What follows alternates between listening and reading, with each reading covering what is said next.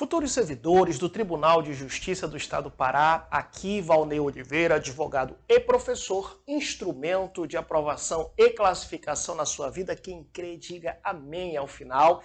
Crê que você vai ser aprovado, será nomeado, tomará posse, entrará em exercício, passará pelo estágio probatório e alcançará sua tão sonhada estabilidade. Quem crê diz o quê? Amém. Vamos aqui rumo à sua aprovação e classificação, trazer a terceira parte, da dica sobre a lei que trata do PCCR do TJ Pará, para os senhores que serão futuros servidores do Tribunal de Justiça do Estado do Pará. Não esqueça que eu lhe convido desde já a me seguir no Instagram, dou dicas por lá, _Valnei Oliveira. Não menos importante, eu digo a vocês para fazerem parte da minha lista de transmissão gratuita de dicas do WhatsApp. Por aqui estarei dando dicas de toda a legislação. Estou falando toda a legislação para o seu concurso. Não menos importante, na plataforma do meu site, valneioliveira.com.br, estou finalizando, ou de repente, no momento que você está assistindo esse vídeo, eu já finalizei uma lista de questões justamente sobre essa lei e sobre outros assuntos referentes para o seu concurso, tais como regimento interno, questões sobre a Lei 5.810 de 94, questões em separado estarão disponíveis ali na plataforma para você adquirir. E também, importante convidar você para fazer parte do projeto TJPA 300 comigo, professor Valnei Oliveira. Nesse projeto, estarei trabalhando 300 questões, estarei postando questões semanalmente, tá, na plataforma do meu site. Você pode adquirir esse projeto aqui, ó, na plataforma do meu site,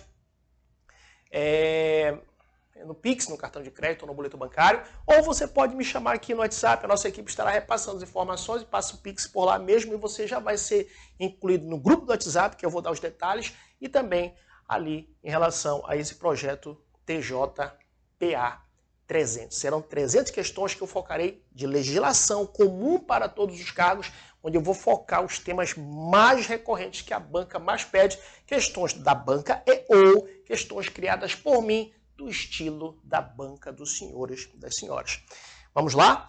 Se vocês ainda não assistiram, não esqueça de assistir a parte 1 e a parte 2 desta lei que trata do PCCR dos senhores e das senhoras servidores do TJ do PA, TJ do Estado do Pará. Eu irei trabalhar essa lei até o artigo, salvo engano, 19, que é a metade da lei. Se você gostar, não esqueça, dê um like, compartilhe e faça um bom comentário. E se você quiser adquirir a outra metade da lei, você pode ir aqui na plataforma do meu site. Tá? Vai estar lá, lógico, a lei até o artigo 19, que está disponível para todos, e a partir do 20, ao final, somente para aqueles que assim quiserem adquirir. Tá certo?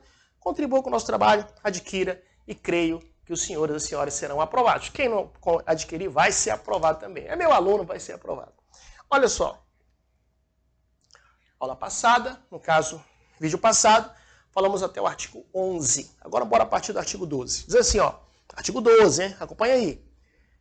O cargo de diretor, marque aí, diretor de secretaria ou diretora, né?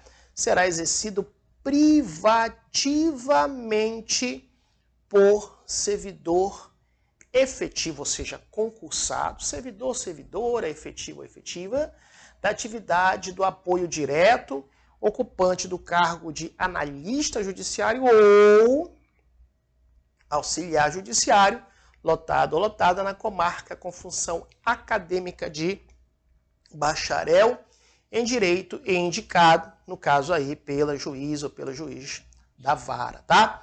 Então, o que nós temos de peculiaridade em relação a esse artigo aí, esse artigo que nós estamos tratando?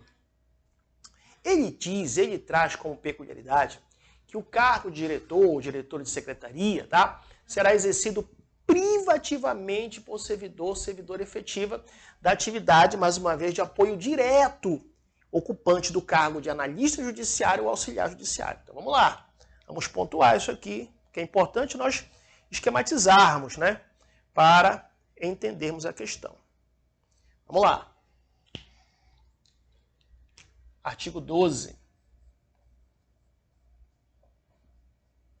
Ele está tratando justamente aí do quê? ele está tratando aqui nessa questão do cargo de diretor de secretaria, né, diretor de secretaria.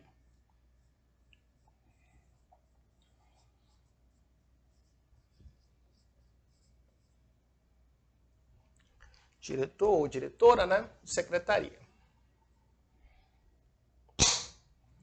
Perfeito. Muito bem. O que ele fala aqui nessa peculiaridade aí? Ele fala, mais uma vez, reforçando que será ocupado por servidor efetivo, tá? Será ocupado por servidor, lógico, ou servidora efetivo, lógico, ou efetiva, né? Então já sabemos que quando você encontrar com algum diretor de secretaria lá do TJ do Pará, pode ter certeza que é concursado, é efetivo, tá? Da atividade de apoio direto, ocupante do cargo, não esqueça, de analista judiciário, tá? Então tem que ser servidor efetivo que ocupe o cargo. De quê, professor? Ou o cargo de analista judiciário ou de auxiliar judiciário. Analista judiciário ou o cargo de quê? Ou o cargo, no caso aí, de auxiliar judiciário. Auxiliar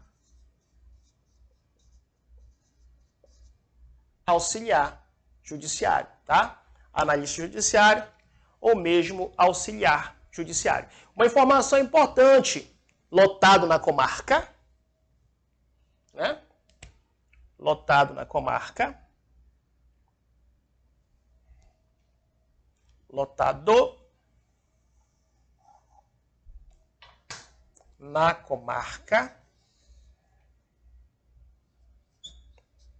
Lotado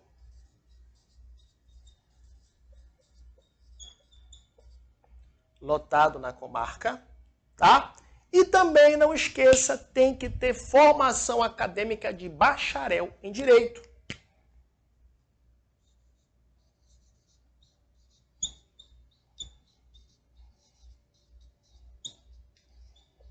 Tá? Formação acadêmica de bacharel em Direito e é indicado por quem? Indicado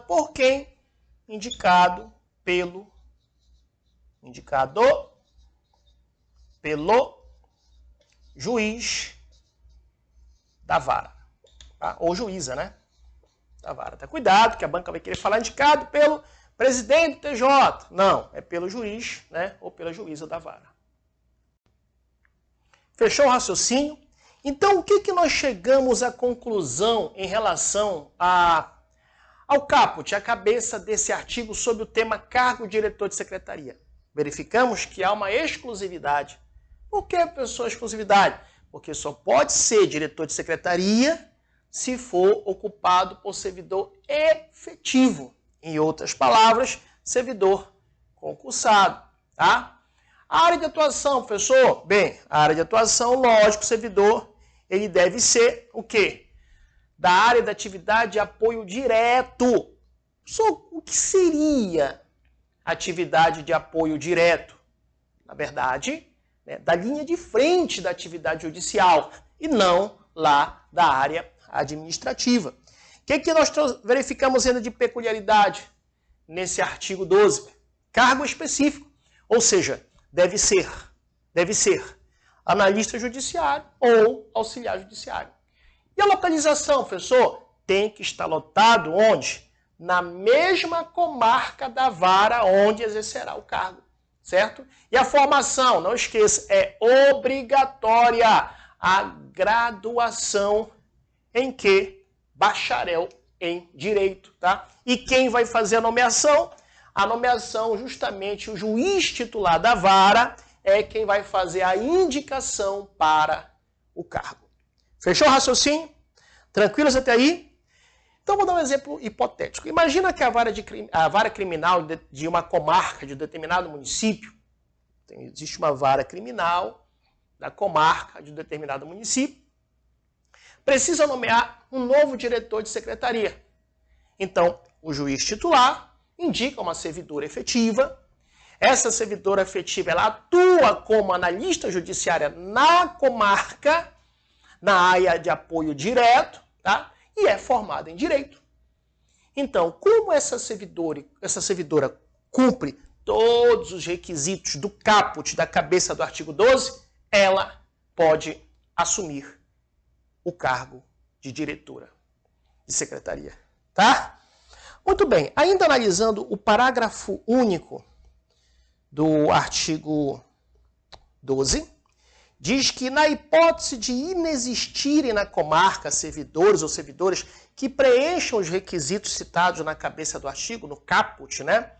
Até que seja nomeado analista judiciário ou auxiliar judiciário, bacharel em direito, que aceite o cargo de diretor de secretaria, a nomeação de servidor ou servidora para o exercício do cargo de diretor ou diretora de secretaria observará excepcionalmente, veja bem, não é a regra, mas excepcionalmente a seguinte ordem de preferência. Ele fala, inciso 1, servidor ocupante em caráter remanescente do cargo em extinção de atendente judiciário ou integrante da carreira auxiliar, do quadro de servidores ou servidoras efetivos ou efetivas, desde que tenha formação acadêmica bacharel em direito.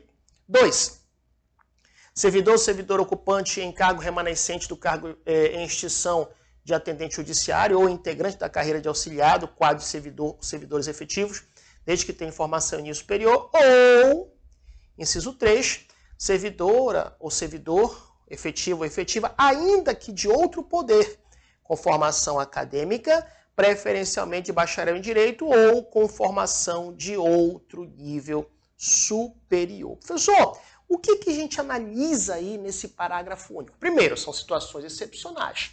Tanto é que fala na hipótese de inexistirem na comarca servidores ou servidoras que preenchem os requisitos. Tá? Aí, o que acontece? Esse parágrafo, ele trata de situações excepcionais. Ou seja, quando não houver ninguém que atenda todos os requisitos do caput do artigo 12, tá? Especialmente a exigência de ser analista ou auxiliar judiciário formado em direito e lotado na comarca.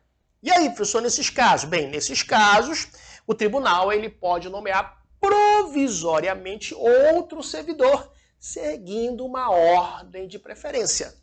Vamos analisar mais uma vez essa ordem de preferência? Inciso 1, vamos chamar de preferência 1, tá?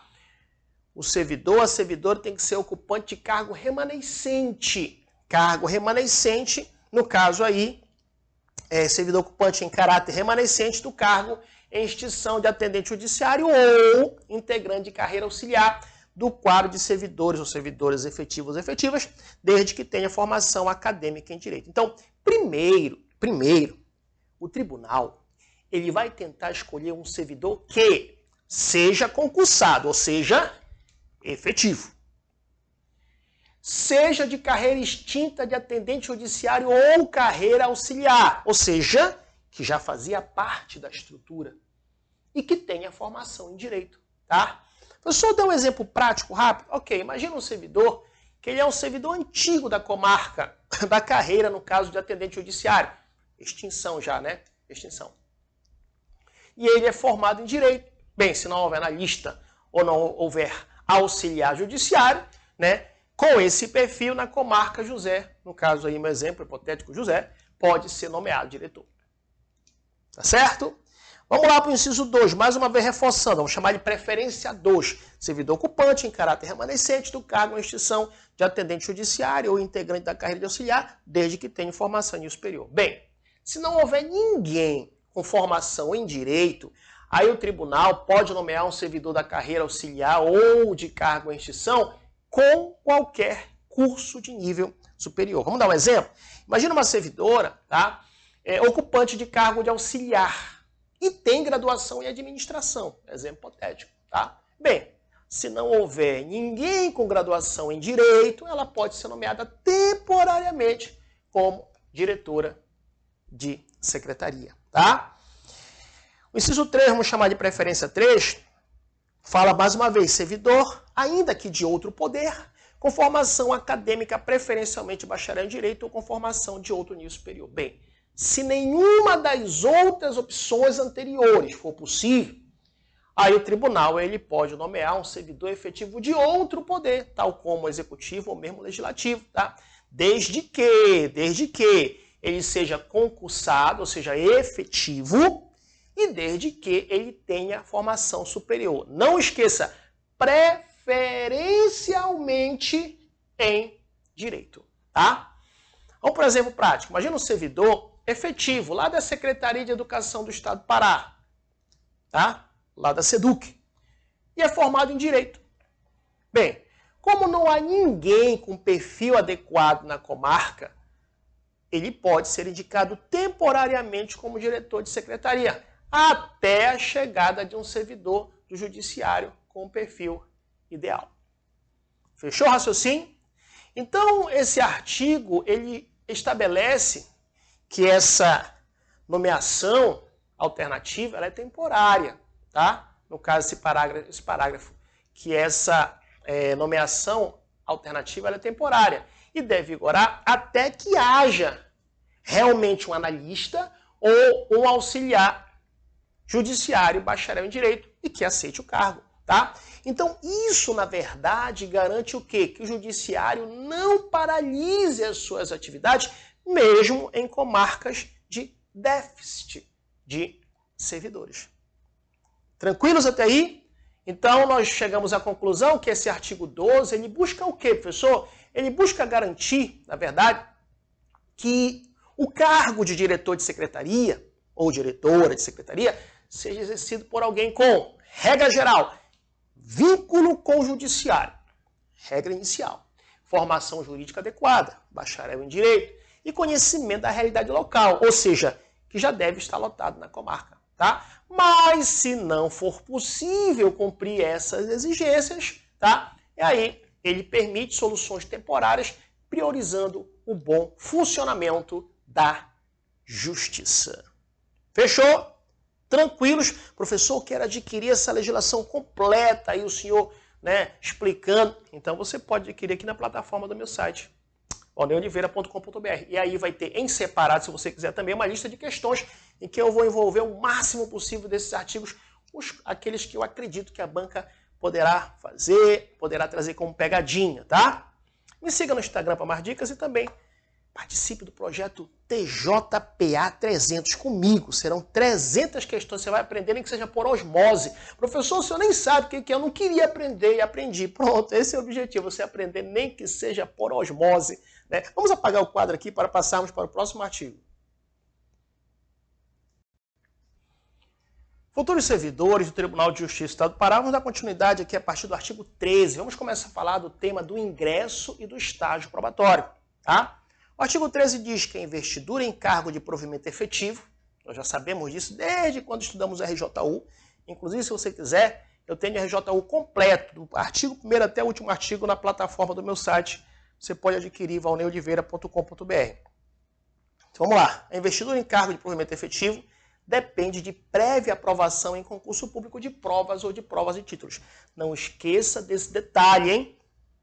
De provas ou de provas e títulos. Então, por exemplo, os concursos a nível médio, no TJPA, é concurso de prova.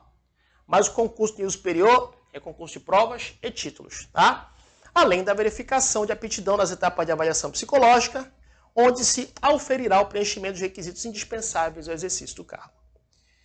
Então, o que temos de peculiaridade logo nesse caput do artigo 13? Aqui, nesse artigo 13, tá, ele reforça justamente o princípio constitucional do concurso público, lá no artigo 37, inciso 2 da Constituição Federal. Tá? Mas ele acrescenta algumas exigências complementares previstas em lei estadual. Tá? Vamos já ver isso aqui. Vamos ver aqui o parágrafo 1º, as provas objetivas e subjetivas, quando aplicáveis, terão caráter eliminatório e classificatório, e as etapas de avaliação psicológica terão caráter eliminatório.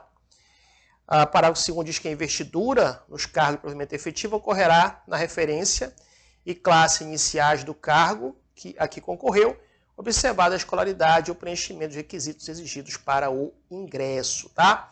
Então é importante nós entendermos aí que os senhores e senhoras, para tomar posse em um cargo efetivo no Judiciário do Pará, né, vão precisar, lógico, inicialmente ser aprovado em concurso público. Não esqueça, tá? Esse concurso público pode ser de provas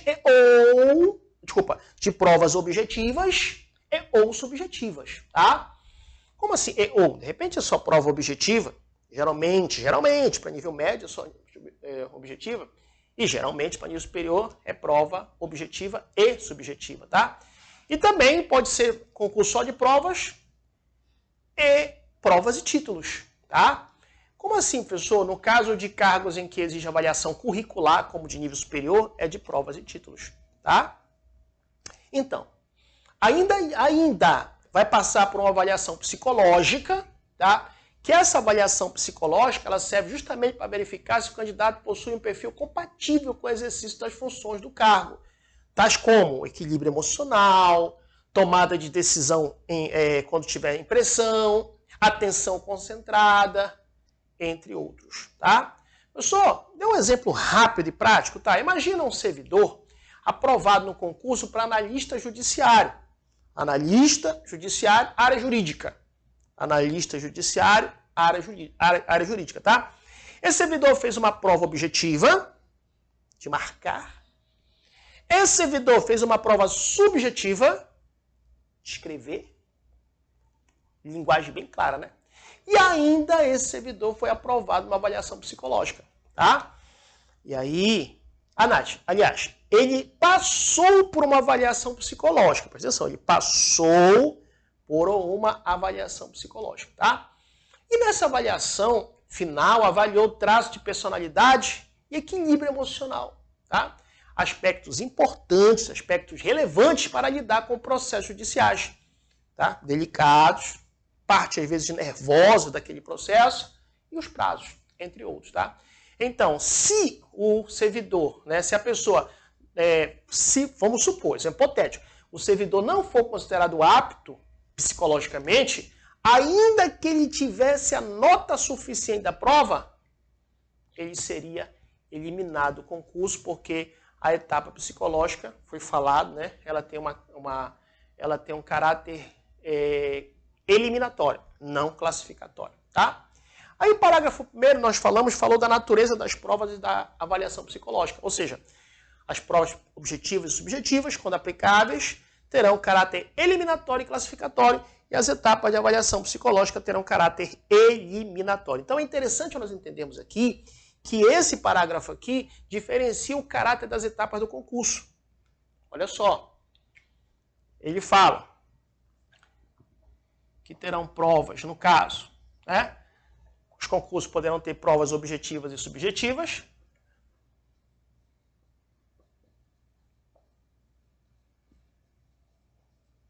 Certo? Provas objetivas e subjetivas. Aí pode ser eliminatórias. Tá? Pode ser aí, no caso, eliminatórias. Se o candidato não atingir a nota mínima, ele é desclassificado. E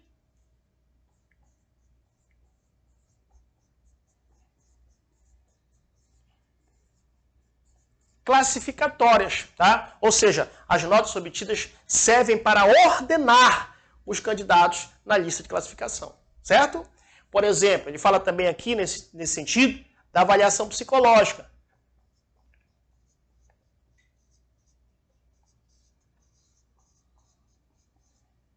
Psicológica, avaliação.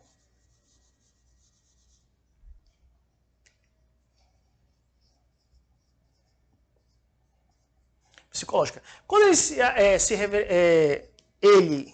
a lei, né? Quando a lei trata da avaliação psicológica, ela diz que tem apenas caráter eliminatório. Apenas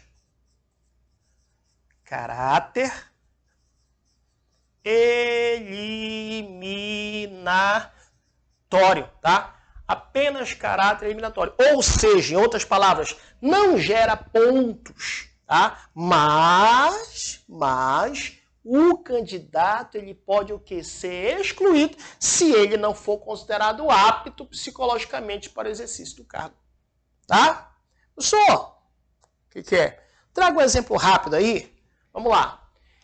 Imagina um servidor que ele tirou excelente nota na prova objetiva e discursiva, ficando aí entre os 10 primeiros colocados. Tá? Foi top de linha, excelente na prova objetiva, excelente na prova discursiva, ficou aí entre os 10 primeiros colocados, tá? No entanto, ele foi reprovado na avaliação psicológica por apresentar traços de estabilidade emocional que o desclassificaram para o cargo, por exemplo, hipoteticamente de oficial de justiça, tá? Mesmo com a boa nota que ele teve lá na prova objetiva e discursiva, ele foi eliminado do concurso. Por quê? Porque não preencheu todos os critérios exigidos, tá? E ainda tratando do parágrafo 2º, né, quando falou aí no parágrafo 2º que a investidura no cargo de provimento efetivo ocorrerá na referência e classe iniciais do cargo a que concorreu, observada a escolaridade, o preenchimento dos requisitos exigidos, tá? No anexo aí que nós temos. Então, esse parágrafo 2º, nós trazemos a verificação de que ele vai explicar que o servidor aprovado sempre ingressa na base da carreira. Nunca esqueça, o servidor aprovado vai ingressar sempre na base da carreira, ou seja, referência e classes iniciais. Tá? Em outras palavras, ele não começa ganhando como se já tivesse com tempo de serviço ou como já tivesse progressões. Tá certo? Essa é a regra. Além disso, lógico, para tomar posse, o candidato ele vai ter que comprovar o quê? A escolaridade, ele vai ter que comprovar os requisitos específicos exigidos para aquele cargo, tá? E as informações detalhadas lá no anexo 3 da lei. Tá certo? Vamos, por exemplo, rápido, vamos lá. Imagina uma servidora que passou num concurso para auxiliar judiciário, cuja escolaridade mínima exigida é ensino médio completo, tá? Mesmo aprovado, ele só pode tomar posse se apresentar o certificado de conclusão do ensino médio. E aí ele vai começar onde? Na classe, na referência iniciais da carreira. Ou seja, na menor vencimento, na menor remuneração e sem vantagens por tempo de serviço. Tá certo? Então nós chegamos à conclusão, resumidamente, que esse artigo 13 ele deixa bem claro que o ingresso no judiciário estadual depende de concurso público. Regra geral para o cargo de provimento efetivo. Ele diz também que a avaliação psicológica é obrigatória e tem caráter eliminatório. E todos entram na base da carreira que comprovem a escolaridade e que comprovem requisitos legais, tá? Essa regra, na verdade, ela garante o quê? Ela garante a transparência, ela garante mérito e isonomia, além de assegurar que o servidor esteja realmente apto física, mentalmente e tecnicamente para a função pública. Fechou? Vamos lá, o artigo 14, ele fala que o servidor, a servidora, nomeado ou nomeada, para o cargo de provimento efetivo, ficará sujeito a estágio probatório em conformidade com as regras gerais estabelecidas em lei. Nós já sabemos, né, da Tenausos, os alunos já estudaram comigo na RJU, estágios probatórios serão de 3 anos, tá? Então esse artigo, não esqueça, 3 anos contado a partir do efetivo exercício. Esse artigo ele trata aí de uma etapa obrigatória para todos os servidores que ingressam por concurso público. É um cargo efetivo, que é o estágio probatório, tá? Professor, o que é esse estágio probatório? Esse estágio probatório é um período de avaliação inicial, no qual aí o servidor ele é acompanhado de perto pela administração pública. Para quê? Para verificar se ele realmente tem aptidão para o cargo. Tá? Durante a duração do estágio probatório, tá? Embora o artigo não mencione, mas você sabe lá do RJU, da Lei 5.810 de 94, que a duração, a regra geral estabelecida, inclusive na própria Constituição Federal, ali no artigo 41 da Constituição Federal, é que o estágio probatório dura 3 anos. 3 anos para servidores, né, estáveis. Ou seja, entrou em exercício, começa a contagem do estágio probatório. Após os 3 anos, né, os servidores serão estáveis. Tá? Com exceção de leis locais que possam existir, mas regra geral é isso. para nós, aqui é 3 anos e também, de acordo com a Constituição Federal, são 3 anos, tá? E você vai verificar, vai estudar comigo lá no RJU, inclusive, lhe indico, adquira aqui na plataforma do meu site, eu tenho o RJU completo, com todos os artigos comigo, dando dicas e macetes do artigo 1º até o último artigo, tá? Atualizado. E também a lista de questões sobre RJU, tá? Tem muitas listas de questões importantes.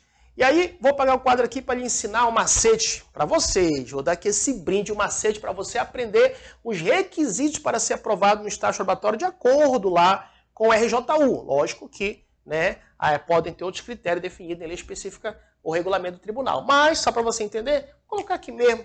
Até porque a direção está falando que não era para eu ter falado, porque não está na lei e tal, é só na RJU, mas tudo bem, mas eu vou falar. Eu estou falando que não está nessa lei. Estou falando que está lá no RJU. Isso aqui está no RJU, na Lei 5.810 de 94. Tá? Todo mundo entendeu? Tá vendo, direção? Todo mundo entendeu. É um macete que eu falo, um aluno meu chegou para mim, professor, o que é? Eu sou responsável. Olha só quem falou, eu sou responsável. Certo? Passei no concurso do Estado do Pará. Só que eu esqueci os requisitos para ser aprovado no concurso. Eu falei, você é responsável? Ele falou, sim. Aí eu falei, vou te dar as dicas para o RESP. Olha só, as dicas para o RESP. Pronto. Esses requisitos aqui estão na Lei 5.810 de 94. Eu estou só para a gente ilustrar um pouco, para não falar só estágio probatório. Vai ficar uma coisa ilustrada, tá? Assiduidade, disciplina, capacidade de iniciativa, produtividade e responsabilidade. Repetindo, assiduidade, disciplina, capacidade, assiduidade, disciplina, tá? Capacidade, né, no caso aí, capacidade de iniciativa, produtividade e responsabilidade. Tá certo? Está na lei? Aqui? Não, tá? No RJU. Pessoal, o que seria assiduidade? Resumidamente, o servidor comparecer ao trabalho regularmente. Professor, o que seria disciplina? Manda quem pode, obedece quem tem juízo, cumprir normas e ordens legais. Porque se for ilegal, você vai aprender comigo lá no RJU que uma ordem manifestamente legal, você tem o dever de representar contra aquela autoridade. Professor, o que seria capacidade de iniciativa? Resolver problema com autonomia. Professor, o que seria produtividade? Entrega de resultados. E o que seria responsabilidade? Cumprir suas funções, lógico, com zelo e com ética. Tá bom? Vamos por exemplo prático? Vamos lá. Imagina aí uma servidora para o cargo de analista judiciário no Tribunal de Justiça do Estado do Pará. A partir do momento em que tomou posse e entrou em exercício, olha só o segredo, entrou em exercício, ela iniciou a contagem do estágio probatório. Foi iniciado para ela contar o estágio probatório de 3 anos. Durante esse período, seu chefe imediato, ele, lógico, vai avaliar seu desempenho, tá?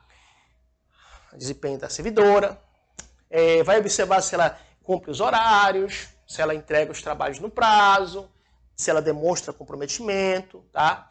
E se ela for aprovada ao final, ela vai adquirir estabilidade no serviço público. E se ela for reprovada, aí ela poderá ser exonerada, lógico, com direito à defesa e processo administrativo prévio. Tá certo? Então, e não esqueça também que quando falou aqui na lei em conformidade com as regras gerais estabelecidas em lei, significa que o estágio probatório do servidor do Judiciário do Pará deve seguir as diretrizes da legislação geral, tais como a Constituição Federal de 88, lá no artigo 41, tais como a Lei Estadual do Servidor, o Estatuto dos Servidores Civis do Estado do Pará, a Lei 5.810 de 94, e também tais como as normas internas do próprio Poder Judiciário, como regulamentos e resoluções que detalham aí os critérios de avaliação, tá? E lembrando que durante o estágio probatório, o servidor ainda não estável, tá? O servidor, durante o estágio probatório, ainda não é estável, só vai ser estável após os 3 anos. Não impede dele perder o cargo com mais facilidade do que um servidor estável, tá? Mas ele tem direito, lógico, ao devido processo legal em caso de avaliação negativa. E também ele pode acumular benefícios e progressões, dependendo das regras, né, locais, se for o caso. Tá certo? O artigo 14, então, resumidamente, ele vai deixar claro o quê? Que todo servidor nomeado, após a aprovação em concurso público, vai passar por estágio probatório. Essa fase ela vai servir para quê? Serve para avaliar o servidor, tá? No caso, se ele é adequado para o cargo público. e segue as normas gerais previstas em lei, tá? Com critérios objetivos e avaliação contínua, tá? Contínua, certo? Vamos para o artigo 15. O artigo 15 trata do tema do desenvolvimento na carreira dos servidores efetivos e efetivas. Artigo 15 diz: a elaboração do plano de desenvolvimento na carreira observará 1. Plano de metas institucionais. 2. Plano de metas das unidades e setores. E 3. O plano de metas de equipe. Bora apagar o quadro aqui para pontuarmos isso aqui no quadro. Vamos lá. Esse artigo 15 é interessante, tá? Importantíssimo esse artigo 15. Por quê? Porque, como ele diz, né, inicialmente, a elaboração do plano de desenvolvimento da carreira vai observar 1. Plano de metas institucionais. Professor, o que é observar? Observar o plano de metas institucionais. O que significa isso? Né? Vamos colocar outro aqui, o plano de metas das unidades e setores. Plano de metas das unidades e setores e também o plano de metas das equipes. Plano de metas das equipes. O que é isso, professor? O que trata esse artigo? Na verdade, esse artigo, tá?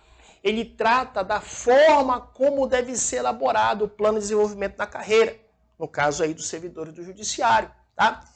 E esse plano, ele define como os servidores podem evoluir na carreira, com base no quê? No desempenho, com base no quê? Nas competências, com base no quê? Nas metas atingidas ao longo do tempo, tá? A ideia aqui, na verdade, é o quê? É a seguinte, a ideia aqui, na verdade, é que o desenvolvimento do servidor, ele não ocorra de maneira isolada, ou mesmo de maneira aleatória, mas sim ocorra alinhado às metas da instituição como um todo, tá? Dos setores em que ele atua e também da equipe da qual ele faz parte, tá certo? Então, quando ele falou aqui, né, planos de metas institucionais, o que ele quis falar aqui? Que são os objetivos gerais do tribunal como instituição, tá? Essas metas envolvem, por exemplo, redução do tempo médio de julgamento de processo, baseado lá na Constituição Federal como um dos princípios, um dos fundamentos da República Federativa do Brasil, né, que é o processo com uma razoável duração do processo. Tá? Outro exemplo, ampliação do atendimento digital ao cidadão. Outro exemplo aí, melhoria na prestação jurisdicional. Vamos aqui para um exemplo prático. Tá? Imagina que o Tribunal de Justiça do Pará estabelece uma meta institucional, hipoteticamente, é um exemplo, de reduzir o acervo de processo em 20% em um ano. Tá? Reduzir ali o acervo de 20% em um ano. O desempenho de servidores para fins de progressão ou desenvolvimento será avaliado também com base na contribuição individual e coletiva para essa meta. Entendeu? Então isso é um exemplo aí prático no que se refere a um plano de metas institucionais. Aí quando ele fala no inciso 2, plano de meta das unidades e setores, o que é isso, professor? Cada vara, cada secretaria, gabinete ou um setor judiciário também tem metas específicas ligadas à sua função. Tá? Essas metas são mais operacionais e localizadas, mas também importantes para a avaliação dos servidores. Vou dar um exemplo rápido e hipotético. Imagina a vara de família onde o servidor trabalha com uma meta de zerar o estoque de processos paralisados há mais de 6 meses. Tá? Se esse servidor colabora diretamente para alcançar essa meta, isso será considerado positivamente no plano de desenvolvimento de sua carreira, tá certo? E ainda temos aqui o quê? Plano de meta das equipes. O que seria esse plano de metas das equipes? Na verdade, refere-se as metas definidas em grupo. Para quê? Para que os servidores venham trabalhar juntos em uma mesma atividade ou projeto. Então, esse nível aqui, ele busca estimular o trabalho em equipe, a cooperação e também a corresponsabilidade pelos resultados. Tá? Vamos, por exemplo, rápido. Imagine a equipe da central de cumprimento de mandados, do qual um servidor faz parte. Tá? Ele tem como meta cumprir 90% dos mandados dentro do prazo legal. Então, o cumprimento dessa meta, ela vai influenciar na progressão funcional de cada membro da equipe, inclusive desse servidor. Tá? Aí a pergunta que não quer calar, pessoal, por que isso é importante? Por que isso é importante? Porque, na verdade, a progressão na carreira, ela vai passar a depender do desempenho real e da contribuição concreta do servidor para os objetivos da justiça. Tá? Aqui evita-se um sistema apenas baseado no tempo de serviço, incentivando o mérito, incentivando a eficiência e também incentivando a responsabilidade coletiva. Tá? Então nós chegamos à conclusão que esse artigo 15 ele estabelece o quê? O desenvolvimento na carreira dos servidores vai ser construída baseado em 3 níveis de metas. Resumidamente, metas institucionais, tá? Que é justamente metas do tribunal como um todo. Metas, vamos chamar aqui, tá? Só para efeitos de nossos estudos. Metas setoriais, lógico, é metas das unidades e setores. Mas podemos chamar de metas setoriais, ou seja, metas da unidade onde o servidor atua.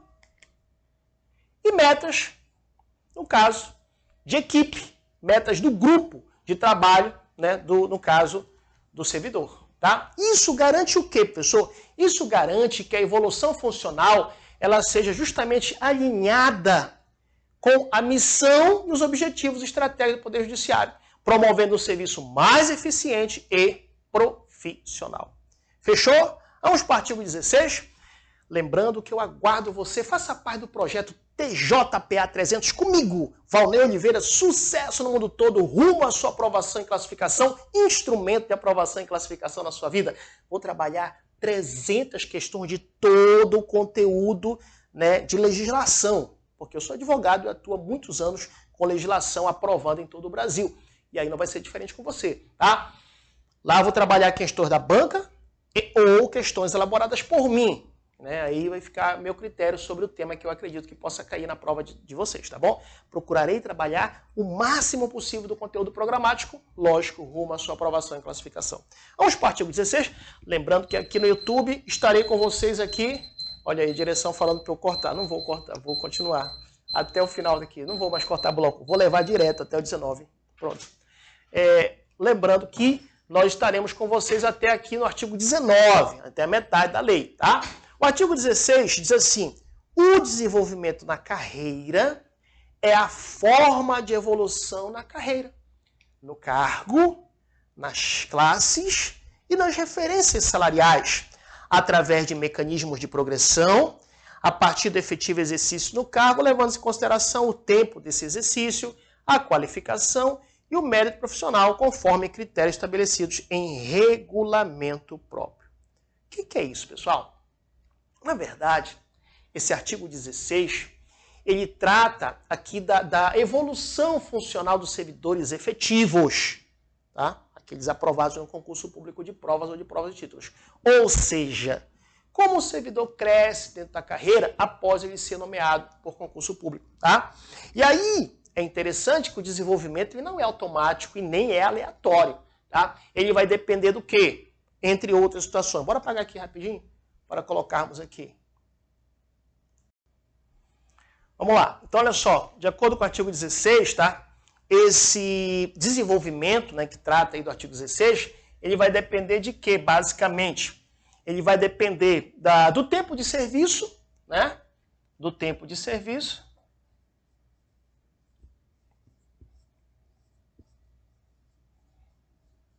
Certo? Ele vai depender do que também, pessoal? Da qualificação profissional.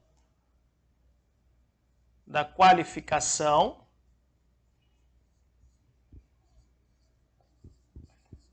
profissional,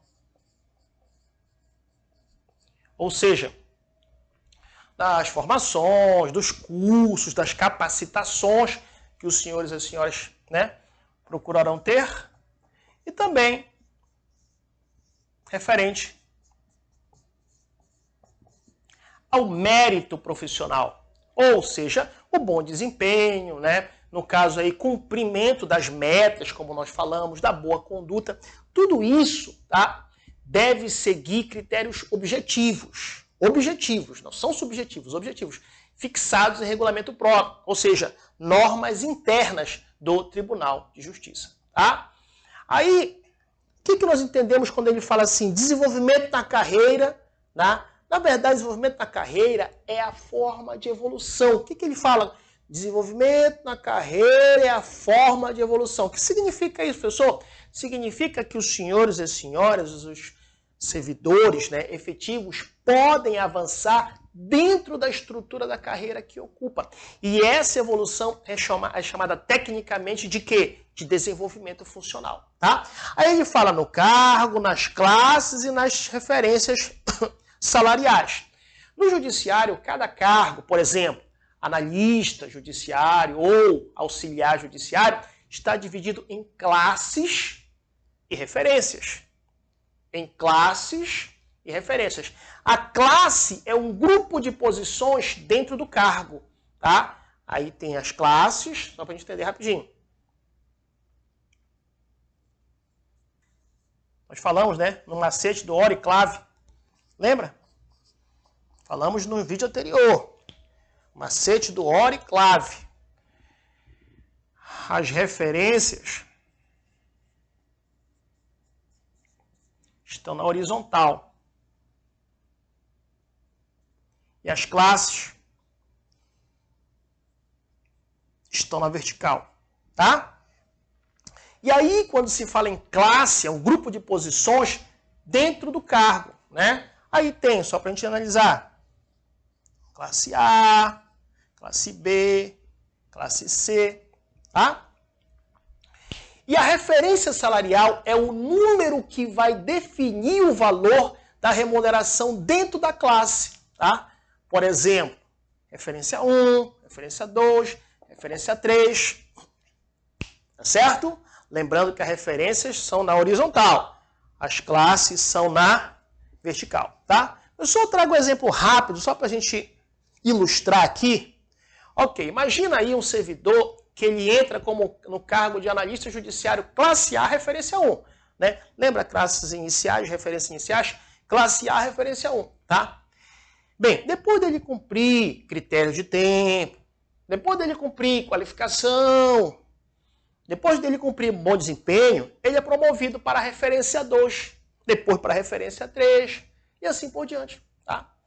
Então, com o tempo, ele também pode avançar para a classe B e depois para a classe C, aumentando a sua remuneração e, lógico, o prestígio funcional. Tá? Aí foi falar também através de mecanismo de progressão. O que é isso, professor?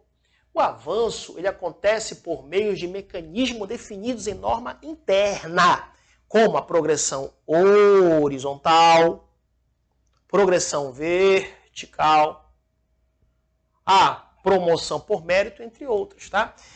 Então, aqui, cada tribunal pode adotar, no caso, as suas regras específicas, desde que respeite os princípios da legalidade, princípio da impessoalidade, né, a meritocracia, entre outros. Tá? Aí foi falado, a partir do efetivo exercício do cargo, ou seja, não basta estar nomeado no cargo. O servidor ele precisa efetivamente estar em exercício do desempenho das suas funções. Ou seja, em outras palavras, se o servidor teve uma licença longa, se o servidor teve um afastamento não computáveis ou está na inatividade, ali, sei lá, numa aposentadoria por alguma limitação na sua capacidade físico-mental, né, ou está em disponibilidade, são as situações da inatividade, pode suspender a contagem de tempo para a progressão. Fechou? Ainda falou, levando-se em consideração o tempo desse exercício, a qualificação e o mérito profissional. Aqui estão os critérios básicos para quê? Para evoluir na carreira. Tempo de exercício. O que é, professor, esse tempo de exercício ou tempo de serviço? É justamente o servidor precisa de um tempo mínimo para progredir, né? Aí tem a qualificação, que nós falamos também, que é a realização de curso, de capacitação, pós-graduação, mestrado, doutorado, esse PhD e assim por diante, tá? E tem a ideia do mérito profissional, ou seja, bom desempenho no trabalho, produtividade, assiduidade, ser um servidor ético, entre outros, tá? Esses critérios, eles devem estar regulamentados por uma norma própria do tribunal, regimento interno. Inclusive, vamos trabalhar o regimento interno também no canal do YouTube, resolução administrativa ou outro ato normativo, tá? Então, bora para um exemplo prático. Imagina aí uma servidora, tá? Que essa servidora, ela tomou posse no cargo de auxiliar judiciário. Se ela tomou posse agora, né? Classe A, referência 1. Durante os anos seguintes, o que aconteceu com a servidora? Ela trabalhou regularmente, ou seja, tempo de serviço. O que aconteceu com essa servidora? Ela fez uma especialização em gestão pública, ou seja, qualificação profissional, e alcançou metas de produtividade e recebeu elogios e avaliação de desempenho, ou seja, mérito profissional. Então, com isso, essa servidora ela preenche os critérios de regulamento interno e consegue progredir na carreira, passa para a referência 2, depois vai passar para a referência 3 e eventualmente vai mudar de classe, da classe A para a classe B e assim sucessivamente. Então, o que nós trazemos como resumo desse artigo 16? Ele estabelece que o crescimento do servidor público no judiciário deve ser progressivo, ou seja, dentro da estrutura do cargo. Esse crescimento do servidor público no judiciário tem que ser justo e fundamentado, ou seja, baseado em tempo de serviço, em qualificação, baseado em mérito, tá? E também ele tem que ser regulado por normas internas, normas claras e objetivas. Assim, a administração ela vai valorizar os servidores mais comprometidos e capacitados, promovendo aí um serviço público mais eficiente. Vamos para o artigo 17, tratar do tema da progressão funcional. Vamos lá. Lembrando que eu aguardo você aqui no meu Instagram, _Valnei Oliveira, dou dicas por lá. Adquira uma lista de questões sobre essa lei aqui e também sobre outras legislações, regimento interno, RJU, entre outros, que vai estar na minha plataforma. E também faça parte do projeto TJPA 300. Eu só posso pagar no cartão de crédito? Pode, divide no cartão de crédito, pode pagar no Pix, cartão de crédito, boleto bancário, diretamente da plataforma. Agora eu só peço a você que se você adquirir o projeto TJPA 300 na plataforma, chame no WhatsApp e informe para nós colocarmos você no grupo do WhatsApp, que realmente por lá também daremos dicas diferenciadas de legislação. Não menos importante, faça parte da lista de transmissão gratuita de dicas do WhatsApp. Tá bom? Vamos para o artigo 17. Artigo 17 trata do tema da progressão funcional. Diz assim, a progressão do servidor, da servidora efetiva, nos cargos das carreiras visa incentivar a melhoria de seu desempenho e, ao executar as atribuições do cargo, a mobilidade do servidor na respectiva carreira e a decorrente melhoria salarial na classe e referência que pertence, obedecerá a uma escala de 0 a 100 pontos da seguinte forma. 1. Progressão horizontal, tá? Consiste no progresso do servidor efetivo. A linha A, servidor efetivo. Após a avaliação, a referência imediata, referência imediatamente superior àquela que pertence dentro da mesma classe, né? Respeitando o interstício, importantíssimo, marca aí de 2 anos de efetivo exercício na referência em que se encontrar. E o inciso 2, progressão vertical, hora e clave. Vertical, né, como diz aqui, consiste no progresso dotado de servidor, servidora, efetivo, alocado na última referência de uma classe para outra, dentro do mesmo cargo, após a avaliação de desempenho, também no lapso temporal de 2 anos, né? 2 anos. Bora ver essa parte inicial aqui. Vamos analisar essa parte inicial. Bem, o que nós temos aqui, pessoal? O objetivo aqui, na verdade, desse artigo, é valorizar, no artigo 17, né? É valorizar o servidor que atua com qualidade, com empenho e constante atualização, tá? E aí ele fala que a progressão ela é medida com base em avaliações de desempenho. E o servidor pode somar até 100 pontos, marque aí, tá? Até 100 pontos por avaliação. A progressão ela traz benefícios reais, tais como melhoria salarial e avanço na estrutura da carreira, tá? Quais são os tipos de progressão? Ela trouxe aí, ó, progressão horizontal, tá? Que é justamente o avanço na mesma classe, não esqueça, tá? Aqui vai ser um avanço horizontal, né? Na mesma classe.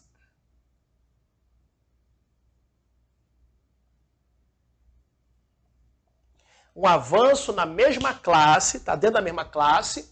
Não esqueça, respeitado o interstício de 2 anos de efetivo exercício. 2 anos. Isso aqui cai muito em questão sonhada de efetivo exercício, tá? Muito importante você estar atento a isso. Pessoal, quais são os requisitos aí? Lógico, está 2 anos na referência atual, né?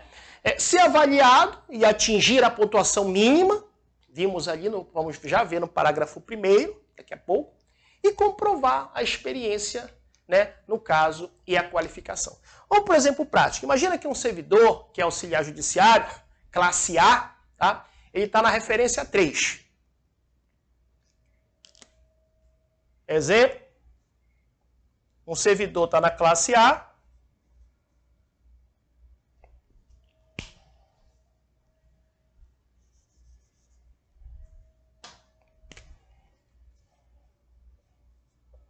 referência 3.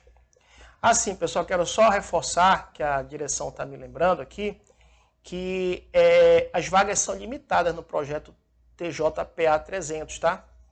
As vagas são limitadas. Então, eu peço a você que de imediato, principalmente para a questão do desconto, né? Que tem a questão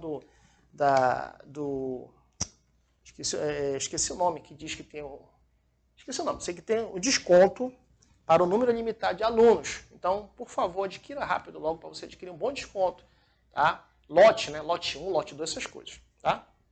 Vamos lá. Mais uma vez, servidor, ele está na classe A, referência 3, tá? Ele participou de comissões, ele fez curso de aperfeiçoamento, e ele foi avaliado e alcançou, exemplo hipotético, 85 pontos. Lembra que até 100. Alcançou 85 pontos.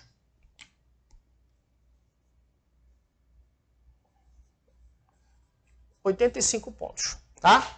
O que nós temos aí nesse sentido aí? Ele é promovido para a referência 4, dentro da mesma classe, ou seja, dentro da classe A.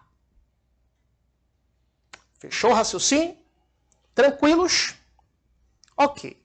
Como será aí, como é a ideia da progressão vertical, tá? Progressão vertical é dentro da classe. O que é isso, pessoal? Ela ocorre quando o servidor já está no topo de sua classe e passa para a classe seguinte, tá? Aqui, na promoção vertical, o servidor já está no topo da sua classe e vai passar para a classe seguinte, tá? Professor, quais são os requisitos para que ele possa ter essa progressão? Está na última referência da classe atual. Se ele estiver na última referência da classe atual, aí ele, né, tiver ainda 2 anos também, tá? Mesma ideia aqui. 2 anos de efetivo exercício e alcançar 90 pontos ou mais na avaliação e também demonstrar mérito profissional mais aprofundado. Vamos ver isso lá no parágrafo 2º. Vamos dar um exemplo aqui. Imagina uma servidora, analista judiciária classe A, referência 5, última classe. Outro exemplo aqui, tá? Outro exemplo aqui. Servidora na classe A,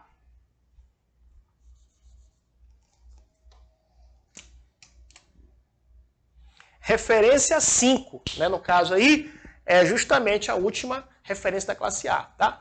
Depois de 2 anos e um bom desempenho em equipe, projetos, comissões e funções comissionadas, ela é avaliada com 92 pontos.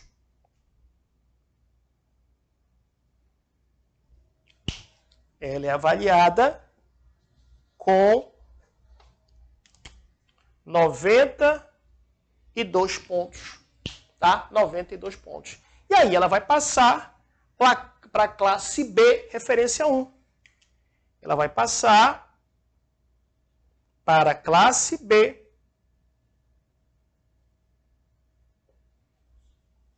Classe B, referência.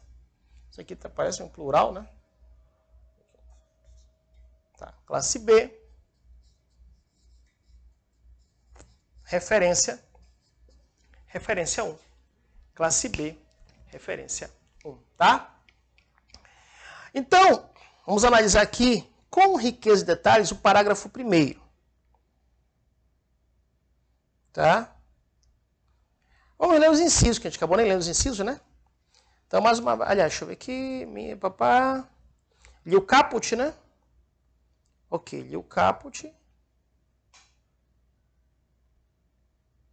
Inciso 2. Foi, agora o parágrafo 1º. Ok. A progressão horizontal valorizará a experiência, a qualificação profissional, devendo para sua efetivação o servidor efetivo atingir a pontuação mínima de 80 pontos. Tá? Horizontal é importante aqui, mínimo de 80 pontos. Mínimo. Isso aqui é importante, pessoal. Mínimo de 80 pontos na horizontal, tá? Para avançar a referência imediatamente superior àquela a qual pertence dentro dos seguintes itens.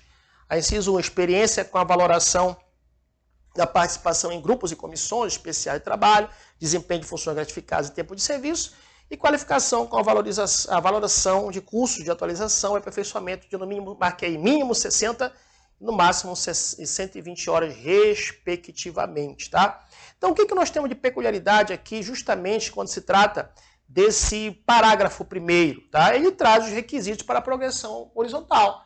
Mínimo de 80 pontos. O servidor precisa atingir um mínimo de 80 pontos considerando aí 2 pilares. Qual, professor? A experiência e a qualificação. Tá? Vai ter que atingir esses mínimos 80 pontos, tá? Trazendo 2 pilares, a experiência e a qualificação. Vou pegar aqui. 80 pontos, tá? Vou colocar aqui. Tendo aqui 2 pilares. A experiência e a qualificação. Como assim, professor? Experiência. O que seria experiência? Participação de grupos e comissões, exercício, no caso, se for o caso de funções gratificadas, e o tempo de serviço. E o que seria a qualificação? Curso de atualização, nunca esqueça, com no mínimo 60 horas, e o curso de aperfeiçoamento com 120 horas ou mais.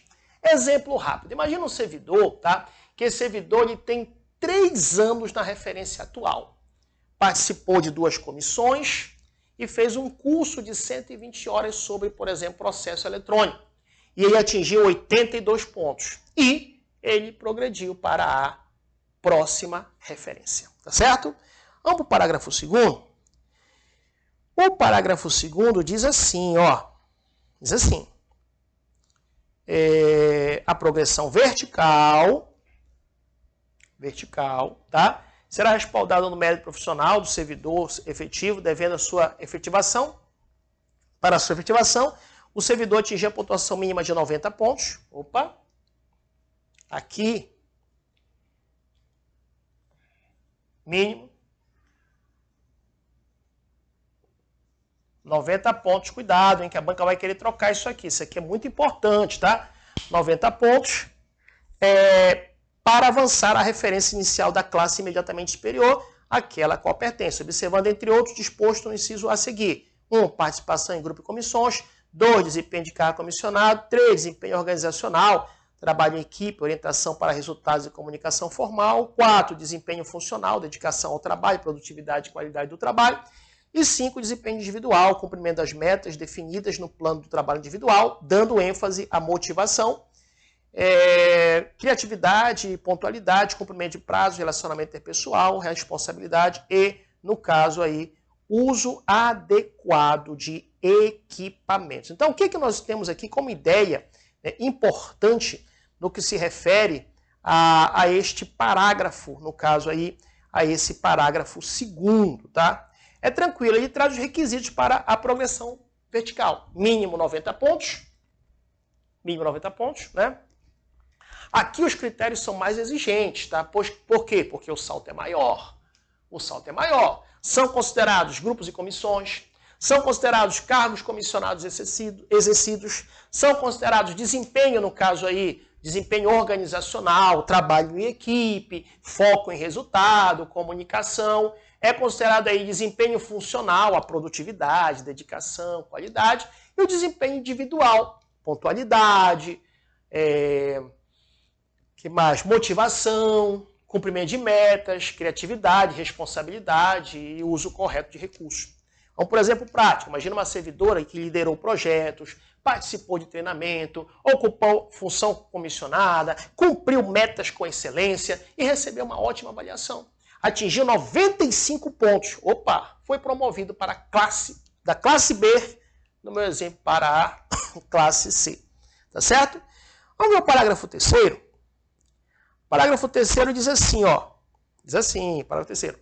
A progressão horizontal e vertical ocorrerão após a avaliação do servidor alcançada a pontuação referida nos parágrafos anteriores. O que nós temos de peculiaridade nesse parágrafo 3º? Ele está falando basicamente que as progressões só ocorrem se o servidor for avaliado e atingir a pontuação mínima exigida. Sem avaliação ou sem pontuação suficiente, não haverá progressão. Tá? O parágrafo 4º, ele traz a seguinte redação. Olha só, ele diz assim, o parágrafo 4º.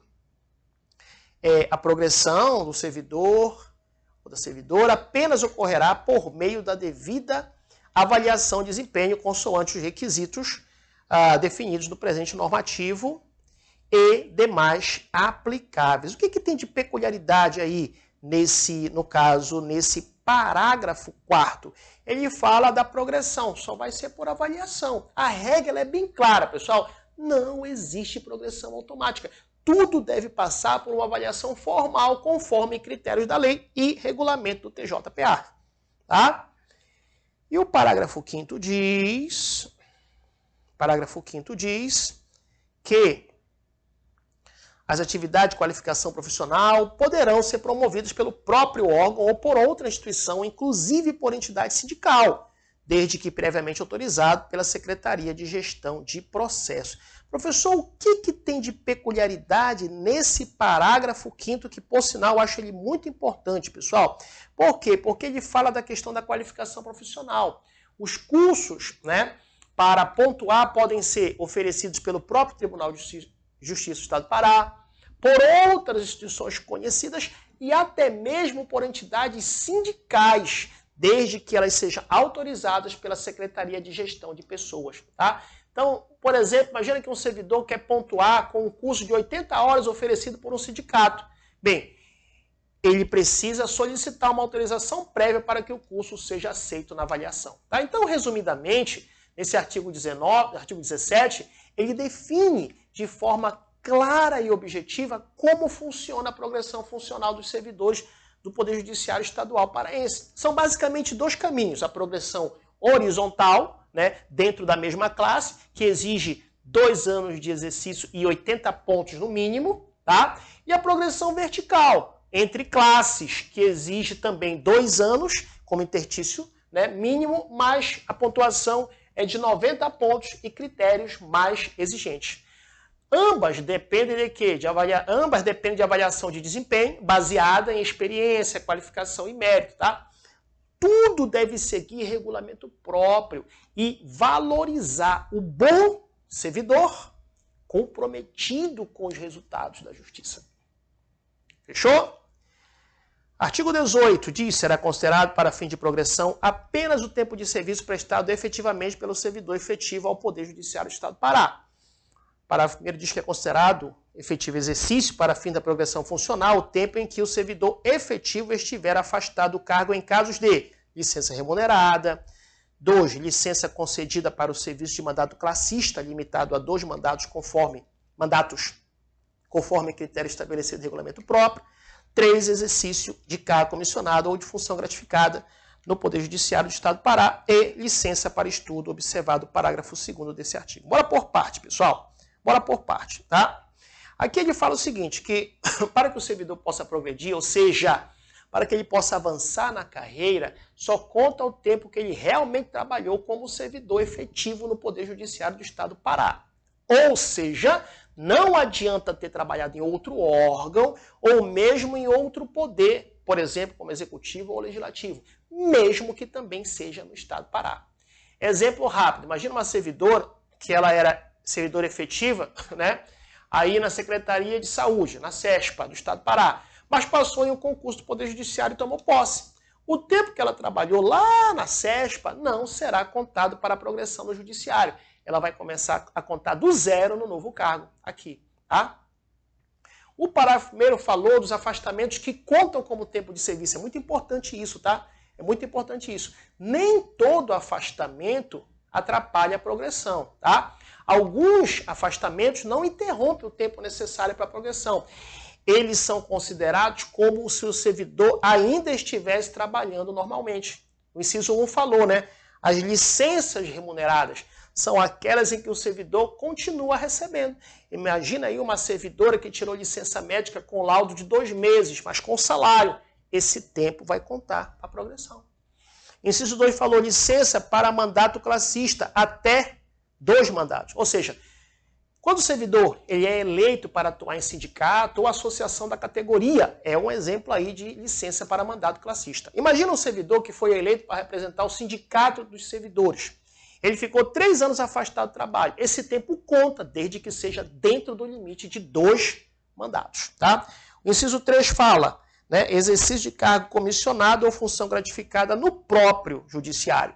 Então, o servidor que assume um cargo de confiança dentro do judiciário não é prejudicado. Imagina uma servidora que é técnica judiciária, mas ela assumiu um cargo de chefia. O tempo que ela vai atuar como chefe conta para a progressão no cargo efetivo. Tá? E aí fala também o inciso 4, licença para estudo, com regra especial lá no parágrafo 2º que a gente vai ver.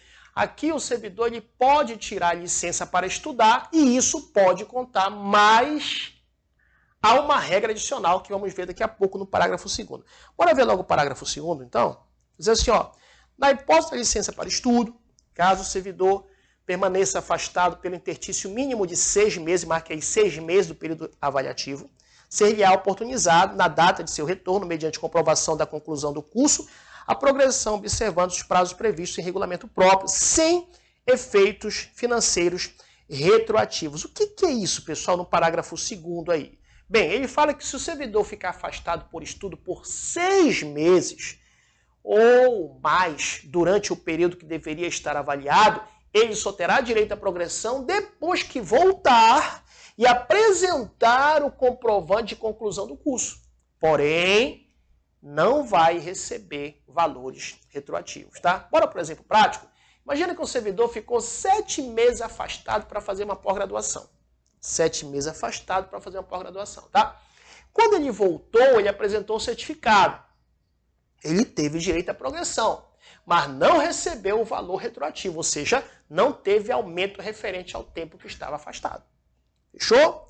O parágrafo 3º diz ainda o quê? O seguinte, que o interstício avaliatório, né, será interrompido nos casos em que o servidor estiver afastado por 1. Licença sem vencimentos, 2. Suspensão disciplinar e 3. Prisão decorrente da decisão judicial. O que é isso, professor? Preconizado aí nesse parágrafo 3º. Ele traz a ideia dos afastamentos que interrompem o tempo de avaliação. Tá?